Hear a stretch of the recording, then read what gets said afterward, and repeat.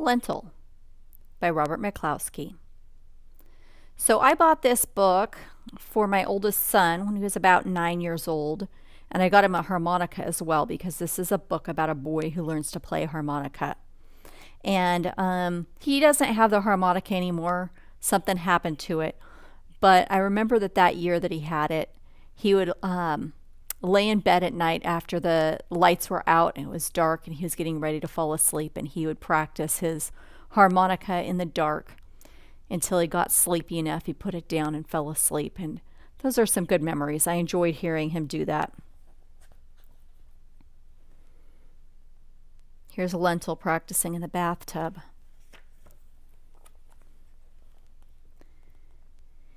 In the town of Alto, Ohio, there lived a boy named Lentil.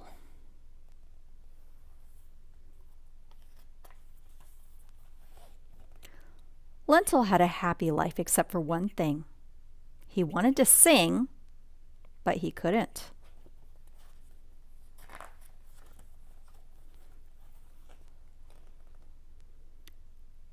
It was most embarrassing because when he opened his mouth to try, only strange sounds came out.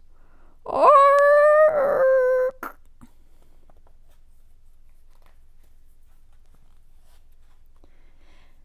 And he couldn't even whistle because he couldn't pucker his lips.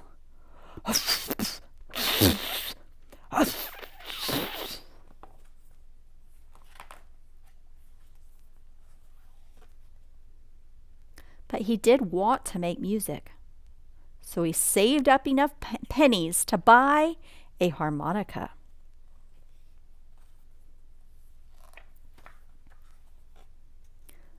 Lentil was proud of his new harmonica, and he decided to become an expert.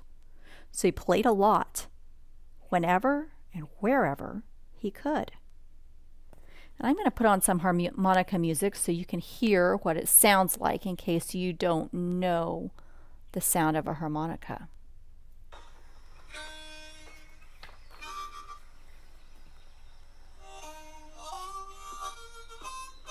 His favorite place to practice was in the bathtub because there the tone was improved 100%.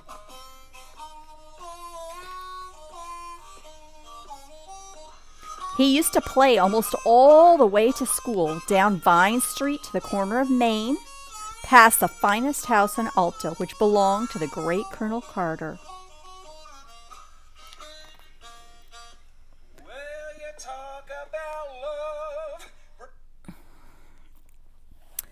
Past the drugstore, the barber shop, and the Alto Library, which was a gift of the great Colonel Carter.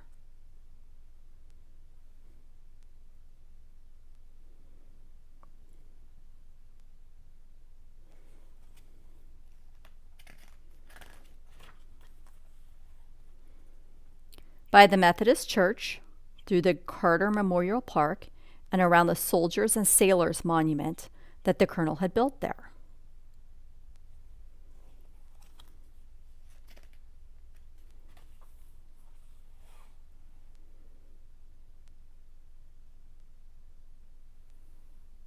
Then Lentil would stuff his harmonica into his pocket and take a shortcut up the alley behind the hardware store so he would not be late for school.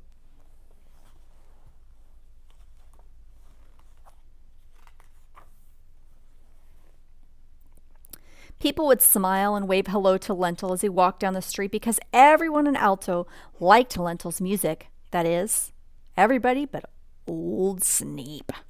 Old Sneap didn't like much of anything or anybody. He just sat on a park bench and whittled and grumbled.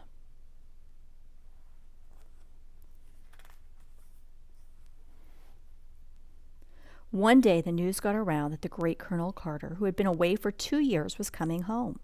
People began to plan a grand welcome, but when Old Sneap heard the news, he said, "Humph! We was boys together. He ain't a mite better'n you or me, and he needs taking down a peg or two." Sneap just kept right on whittling, but everybody else kept on planning. Colonel Carter was the town's most important citizen, so Do you know what whittling is? Look at that. It's carving a piece of wood.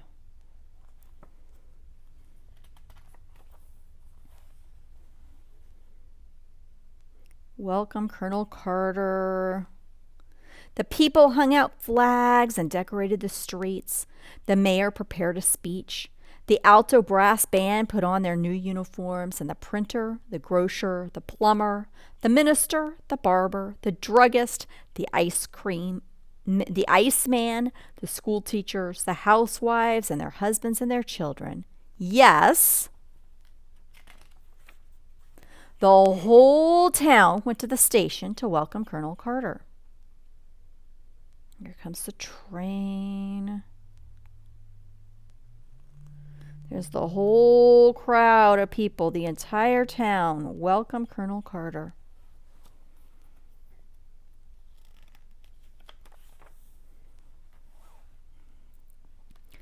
The train pulled in. The musicians and the band were waiting for the leader to signal them to play. The leader was waiting for the mayor to nod to him to start the band, and the mayor was waiting for Colonel Carter to step from his private car.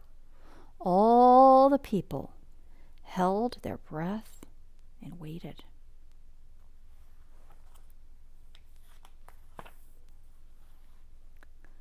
Then there was a wet sound from above.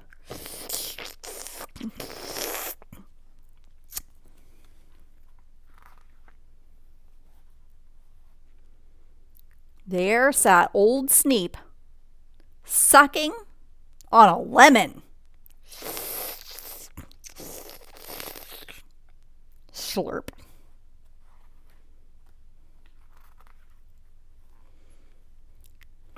Old Sneap knew that when the musicians looked at him, their mouths would pucker up so they could not play their horns.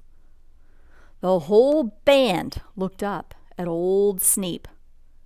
The mayor gave the signal to play, but the cornetist couldn't play his cornet. The piccolo player couldn't play his piccolo. The trombone player couldn't play his trombone.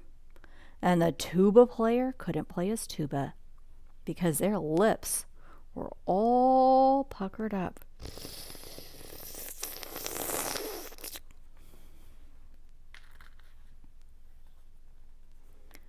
They couldn't play a single note.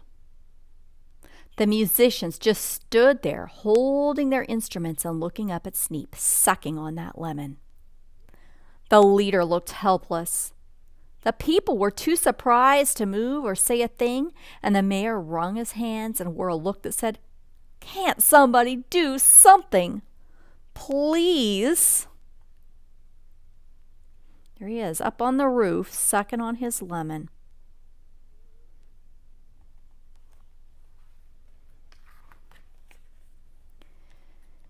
As Colonel Carter stepped from the car, the only sound was the noise of Sneap's lemon. Look, even the mayor has his mouth all puckered up.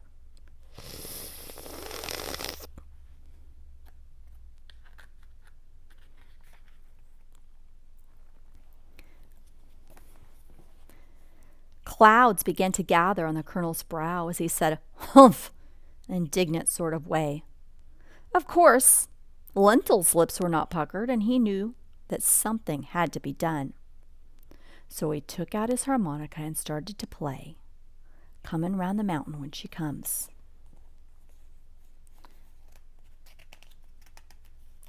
She'll be comin' round the mountain when she comes. She'll be comin' round the mountain when she comes. She'll be comin' round the mountain. She'll be comin' round the mountain. She'll be comin' round the mountain when she comes. When Lentil began to play the second chorus, Colonel Carter smiled.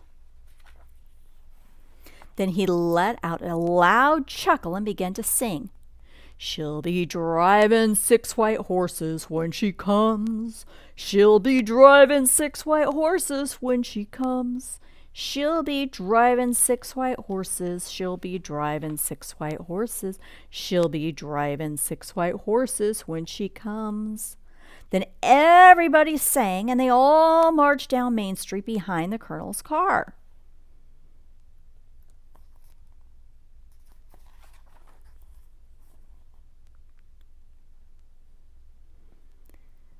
Lentil rode with the colonel, who took a turn at the harmonica when Lentil's wind began to give out. He said he hadn't played since he was a boy, but he did very well considering.